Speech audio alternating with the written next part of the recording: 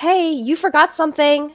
I hurriedly called Ethan as he headed off on an overseas business trip. But no matter how many times I called, there was no answer from Ethan. Then I stumbled upon Ethan's affair. So, the business trip was a lie, huh? Cheating on me like that? I won't forgive this. Oblivious to my vengeful thoughts, Ethan finally called me in high spirits. Just landed at the destination. So, what did I forget? You forgot your passport. What? That was the moment I began to enact my revenge. My name is Natalie. I've been married to Ethan for 4 years. We don't have children and live happily without holding anything back from each other. Ethan works for a regular company and has weekends off. I, on the other hand, work at a beauty salon and work on weekends, so we rarely have days off together. When was the last time we went out together anyway? Because of my job at the salon, I often hear about honeymoons from brides-to-be. This topic naturally comes up a lot. Today's client was planning to go to Hawaii soon. Hearing this, I felt increasingly eager for the two of us to go on a trip. A vacation? Sounds good. It's been a while since Ethan and I went on one. When I got home from work, Ethan wasn't back yet. It used to be that I would come home late and Ethan would have dinner ready, but recently that hasn't been happening. Maybe work is busy. He's been doing a lot of overtime for several months. Ethan finally got home past 11 p.m. Though he should be tired from working late, he seemed in a good mood, so I had no reservations about talking to him.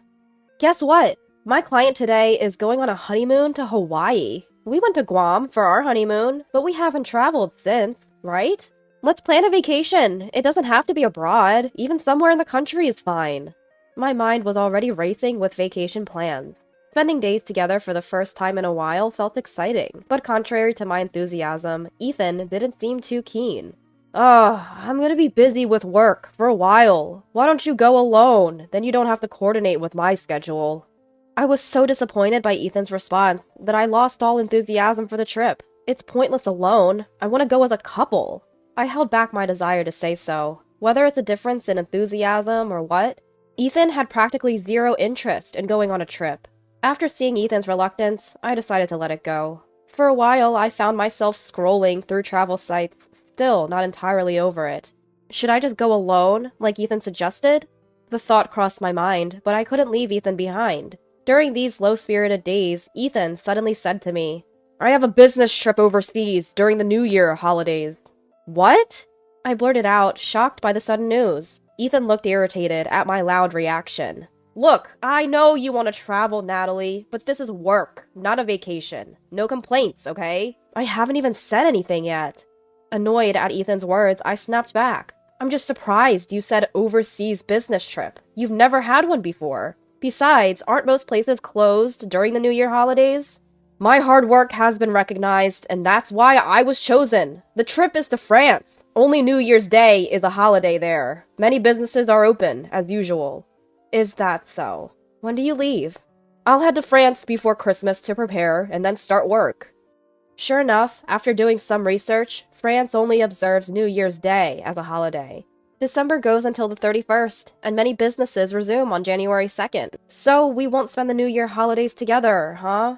The New Year holidays were our only chance to relax together throughout the year. Now, not only do we not get a vacation, but we also won't spend the holidays together. Feeling lonely, an idea popped into my head. How about I come with you? Then we can spend time together. I can go sightseeing while you're working. I thought it was a good idea, awaiting Ethan's reply. However, his next words instantly dashed my hopes. Absolutely not! This is a business trip! Who brings their spouse along? Ethan's irritation was evident as he raised his voice. Without a word, he stormed off to the shower. What's his deal? He doesn't need to be that angry. Even after his shower, Ethan remained in a bad mood. It became awkward to bring up anything about travel or business trips. After that, our conversations dwindled. His cold attitude led me to harbor a growing resentment towards him. Time passed, and by late December, the cold was harsh. Ethan, who was scheduled for his business trip to France, seemed a bit too excited. Sure, it's a business trip, but it's also overseas. I can understand his excitement. But he should put himself in my shoes. I'll be spending Christmas and the New Year holidays alone. His enthusiasm only added to my irritation. Ethan happily pats me on the shoulder, seemingly unbothered by my mood. Hey, I'm going on a business trip starting tomorrow. Take care of the house for me, will ya? Sure, got it. Don't get mad. I promise I'll bring you back some souvenirs. I'm gonna hit the sack now. Got an early morning tomorrow. With that, Ethan quickly heads off to the bedroom. The nerve of him, acting all excited. He'd better bring me a ton of souvenirs. The next day, I make a long list of souvenirs and wave goodbye to Ethan. My phone rings right after I finished up the household chores. The message is from my brother, Alexander. Ethan's on a business trip, huh? Why not come back to mom and dad's for the holidays? Alexander is still living at our parents' place and has a rather sporadic work schedule. It bothers our parents that he can't hold down a stable job, but I've always loved Alexander. He's the first person I go to when I'm in a bind. So I start considering his idea of going back to our parents' house. I didn't have any plans anyway, and spending New Year's there could be a nice change. Should I start looking at flight schedules? I sit down on the sofa and start checking flight times on my phone. Just then, something catches the corner of my eye, and I let out a startled, "What?" Ethan's passport is sitting right there on the table. I immediately call Ethan, but no matter how many times I try, I can't get through. "You forgot something!" I send several messages, but no reply. I have no choice but to go to the airport myself. Panicked, I call Alexander for help. "Alexander, Ethan forgot his passport. Can you go ahead to the airport and make sure he doesn't leave? I'm on my way too." "Roger that." I send Alexander the details of Ethan's flight to France and rush to catch a train. I keep trying to contact Ethan during the ride, but to no avail. Then a message from Alexander arrives, and its contents leave me stunned. "I just got on a train and Ethan is here. What's going on?" Attached to Alexander's message is a photo. When I open the file, there is Ethan, holding hands with an unfamiliar woman on the train. In an instant, I understood everything, and my body shakes with fury. So the business trip was a lie. I won't forgive him. He will regret betraying me. I immediately contact Alexander. "Alexander, forget what I said earlier. Instead, follow Ethan and take lots of pictures of him and that woman." "Roger that."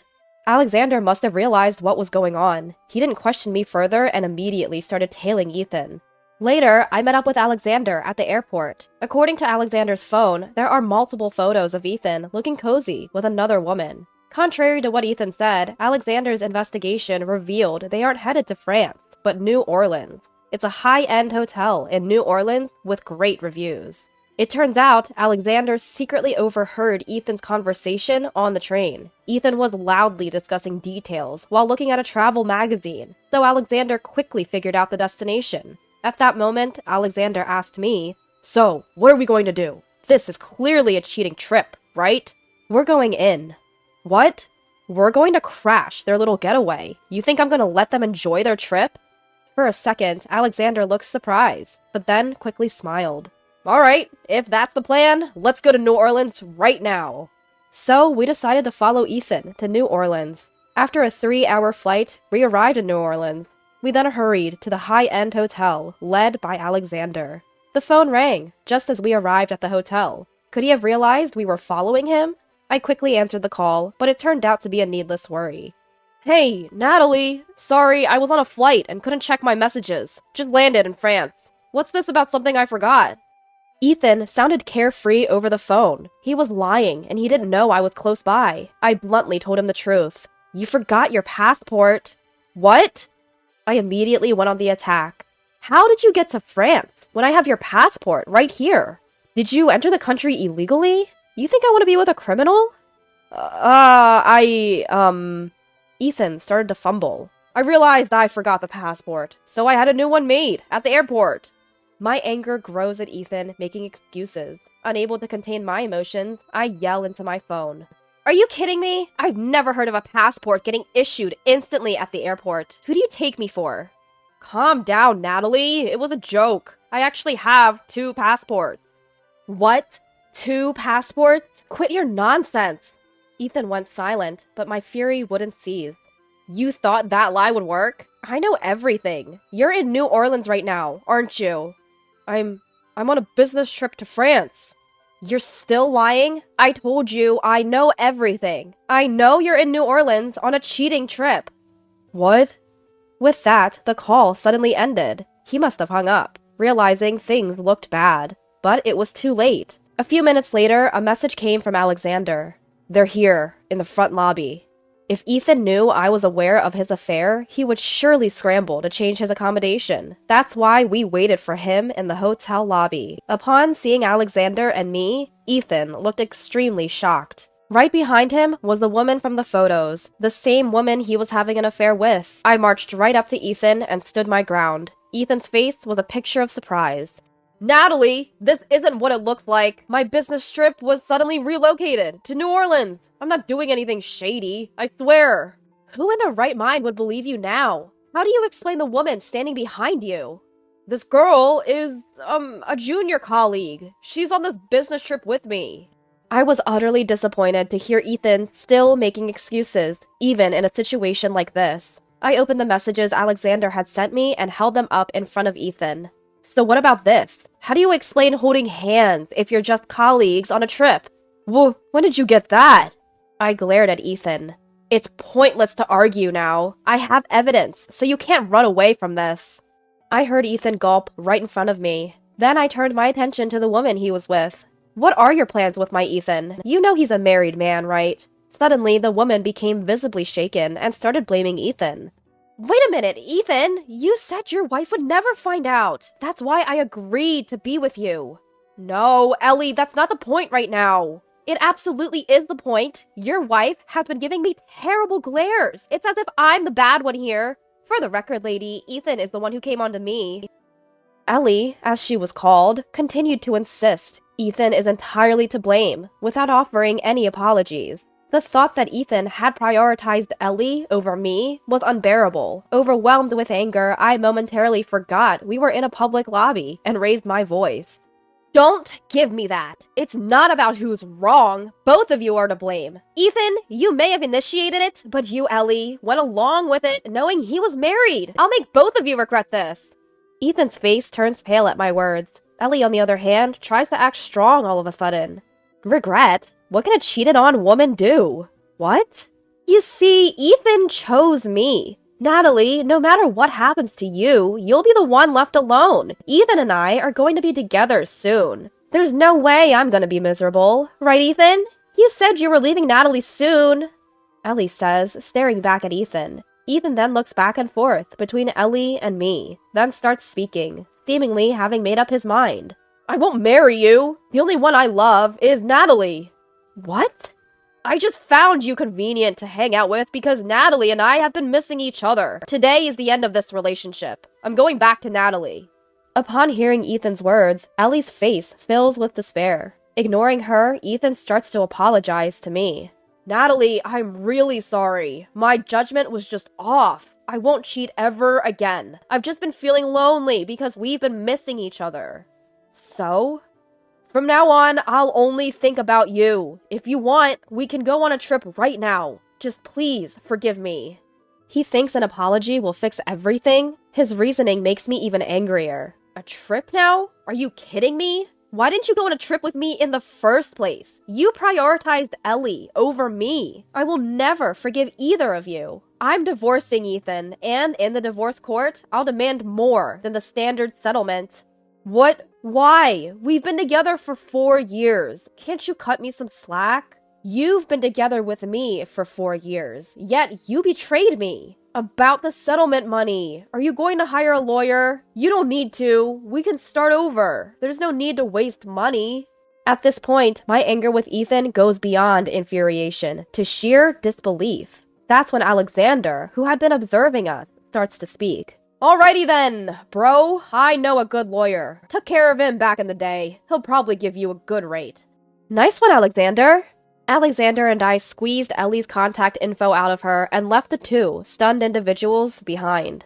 Later, I hired the lawyer Alexander recommended. Just like he said, I was able to claim more than the usual amount of compensation from Ethan and his affair partner. My divorce from Ethan went smoothly, and I returned to single life. As for Ethan, he and Ellie both ended up quitting their jobs after Ellie exposed the affair. Now Ellie is suing, claiming she was deceived by Ethan. And Ethan, in turn, is claiming that Ellie's exposure of the affair is defamation. Both are caught up in a complicated situation, seemingly draining their pockets by the day. But to be honest, I couldn't care less. They're experiencing the consequences of their actions. Serves them right.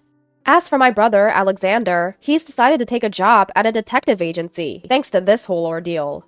Being a detective is my true calling. I'm going to make it last this time. He's quite ambitious. Time will tell how that works out. For now, I hope to live a life where I won't have to rely on Alexander's detective skills ever again.